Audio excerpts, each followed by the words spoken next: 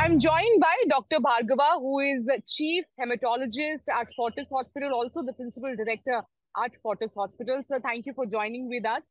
I want to ask you something very important which has actually come in the news right now, which is Tamil Nadu government has went ahead and banned the sale of cotton candy because they have found some toxic substance that could have cancerous substance in them is what the sample have suggested. Now, first of all, if you could tell our viewers, what are these samples, if you were able to, read about it, and what is really these samples, and how could these affect a person, individual, and is it actually very, cancerous, like it's being talked about? I think everybody has grown up having those candies, that our childhood has gone through those and never imagined that those can be carcinogen. And that's the whole idea of a new India. So as the FSSI is getting more stronger, there are more Hmm. data which is coming up. And I mean, we have also said to set the context, we have also seen the last news being broken by you itself about the lead poisoning into the vegetables being sown in the Jamna Bank. On the Hmm. same note, the cotton candies, the ones which used to excite us, the chili powders, chili oil, there's a fluorescence around it. What brought and which brings people and attract to them is the fluorescence. And the Hmm. fluorescence comes from a dye called Rhodamine B. It Hmm. has been known as a carcinogen for years, which has been banned into the food products in US in 1960s. Now has been still being utilized in India at various products. It's not only cotton candy, it's a larger goal, larger thing. The chili powder which you see on the roadside, which is being sold off, chili oil, or anything which is brighter than fluorescence, the rhodamine is being utilized. And Hmm. it started from Pondicherry, which was found, and seeing that as the non-communicable diseases are increasing in India, Indian government, along with the scientific community, is getting more vigilant of what are the causes for increase in cancers and various kinds of cancers, not only caused by vitamin B, will come to that, but also the environmental toxins and the food poisons and food toxins and so forth. So, vitamin B is one of those toxins which, taken over a period of long time, can lead to lung cancer, can Hmm. lead to liver cancer, and we have seen the gallbladder cancer increase around the river Ganges belts in Allahabad and so forth. So it means the toxins are really playing a huge role because they are taken in such a small quantity, so you don't get into an acute toxicity. It's like not an acute toxicity of cyanide where people see in the film that you take it and you die. No, you don't die. You go slowly and steadily, and through them it gets into a food chain, and food chain through Hmm. them it gets affected. And some people are highly sensitive, some people are less sensitive, and that's why probably with this revelation that vitamin B, which should not have been utilized as a coloring agent or in a normal terminology of attracting customers, should have not been used. See to that the FSSI has banned them, and that's how this is getting more and more stringent about what is getting into a food chain. What you and me are eating, the government is getting every day stringent about the food chain which is entering, whether it be lead, whether it be mercury, whether it be copper, whether it be the pesticides which are getting in, because Hmm. they are paying a huge price for treatment of cancer in spite of our 2.1% allocation of GDP on healthcare. So we need to Hmm. prevent it rather than treat it. All right. So when we talk about these artificial color that you actually mentioned, the color agents, so it's not just in cotton candy. The artificial color is in fact used in most of the food materials. So how do we avoid that? Should we avoid anything which has color in it completely or added artificial color? How do we avoid that? I don't think so. The common people can avoid everything. So one day we'll stop breathing. Isn't that? So it is. That's why the regulators are very, very important, and that's why these shows are very important. The regulator has to play a part, whether it be turmeric. We talked about turmeric also, that people who uses too much of a turmeric and the coloring agent in the turmeric can lead to liver cancer. Last month there was a problem with that. Now with the chili powder, because that's a common household thing. Customer cannot know what to avoid and what not to avoid. Yes. It's the regulatory approvals and stringentness and the implementation of the law which is stated clearly by Hmm. FSSI that what needs to be prevented from entering into the food chain. Whether it be Hmm. lead. Whether vegetables, how much can you control? Will you tomorrow control your vegetables? Will you control your turmeric? Will you control your chili powder? Will you control your oil? Will you control your cotton candies, which have all we have grown up with? No, the Yeah. idea is public needs to be aware, but they cannot avoid it.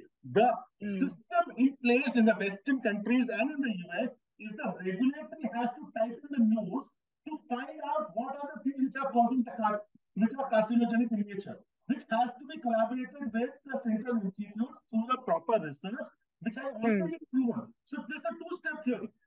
What has been already been proven in the West needs to be brought down to zero. There's a zero tolerance. So I call upon the authorities to take a stringent action, no oversight onto them because public life is at stake. And this is a chronic thing, small thing. Liver cancer. You will not want to it. It will happen after 20 years. Throat cancer, it will happen after 20 years. If Mm. you think, oh, if you eat 1 kg of candy, then probably you can have an asthma or you can have a loose motion. But nobody's going to eat a kg of a candy, isn't that? And the people will Mm. say, oh, it's a small amount which is going on. So small amount from food, small amount from cafe, small amount from candy, small amount from oil. Everything is contributing to your body. Now the Mm. time has come to be aware and launch a systematic plan by the government to the authorities who are in charge of keeping this under control because we cannot avoid foods. Today we will avoid cotton candies, of course, but will you avoid chili powder? Will you avoid turmeric powder? Will you avoid oil? Will you avoid milk? How many things you Mm. can avoid? So I think it's public has to be kept out of it, and that's the regulator's job to keep them safe. All right. I have this one question. Of course, you said that it is not just in cotton candy, or the sample is not just about cotton candy. It's about all the vegetables, all these artificial colors and everything. But, also you said that we have grown up eating cotton candy. So there is a lot of questions regarding this. While the sample has been found toxic in Pondicherry, does this mean someone, one cannot eat cotton candy at all? What is, happening? I think the most important thing is that Rhodamine B is a coloring agent. It's an Hmm. attraction. It's not a percy of the cotton candy which is wrong. Okay? The Hmm. addition of a cotton candy to attract your eyes, attract the customer. It's a fluorescent. It's a dye. Rhodamine B is used in the water plants to see the track the water which way it is going. So it's a Hmm. fluorescent. Anything which is colorful, which lights you up, adds to the glamour. Yeah. You can have cotton candies. You will continue to have cotton candies minus the Rhodamine B, which is not so attractive, which might be just pale white in color, but that's okay. It might not be orange or red or pink, but it's still white and you can still enjoy those cotton candies at a later time. So cotton candies is not at fault. It's a coloring agent put on the top of cotton candy, which is at fault. Which is harmful. All right. I want to ask you one last question.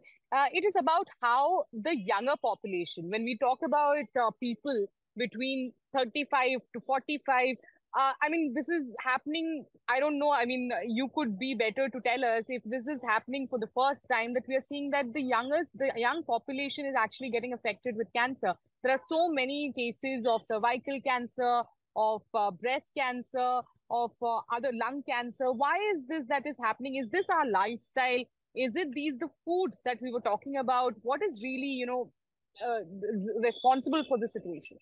I think rather than getting hyped up with this, there has to be a systematic plan around it. And there has to be a systematic answer to this. Obesity is on the rise. We are obese. You talk about one cancer after another, cervical cancer, early marriages, okay, or early pregnancies, multiple sexual partners, poor sexual aspect, poor menstrual hygiene, having chlamydia, HSV infection. These are all predisposing for cervical cancer. But what is also important is can we prevent cervical cancer? Yes, by getting a vaccination done. Mhm. By a proper hygiene, we can save it. That's two cancers which can be actually prevented, and we should say by 2030 we will eradicate. I say eradicate, which is cervical cancer, because you can get a vaccination done, and not only for female, male and female both. Mm. Please do not get it mistaken with only sexual activity. There are a host of things which a human papillomavirus is doing. So male and female should get vaccinated, and you'll see by 2030 it will get eradicated. Tobacco smoking, hookah, chewing tobacco, all this is head and neck cancer. That can also be eliminated. You talk about breast cancer. Yes, early marriages and early breastfeeding will lead to lesser Mm. chances of a breast cancer. So I think it's a systematic way which we are doing. Younger population have to be aware about their lifestyle. The toxins and the pollutants are increasing. Lifestyles are changing. Obesity is causing a major problem. I think we need systematic way and a national policy regarding this of do's and don'ts of what to be done and what not to be done. A simple initiative of reducing obesity will curtail the chances of various cancer by 12%. So you see, three cancers which can be tackled very easily. Like blood cancer, you cannot tackle, but you can pick it up early. So we need to find our battles where we can prevent so that the economic losses are not there. At the same time, we continue to pick up cancers at the earlier stages so that we can cure them and rehabilitate them to the society. So it's a combined effort. Country is going through a churn. Having a stringent cancer policy has been put into place, and you will see these benefits getting rolled out in couple of years. All right. Thank you, Dr. Bhargava, for answering all those questions regarding cotton candy, or in fact, eventually at the end of the day, it is the artificial color that is actually the culprit over here. So thank you for answering all the questions with us. Thank you for joining us on CNN News. Thank you. Thank you.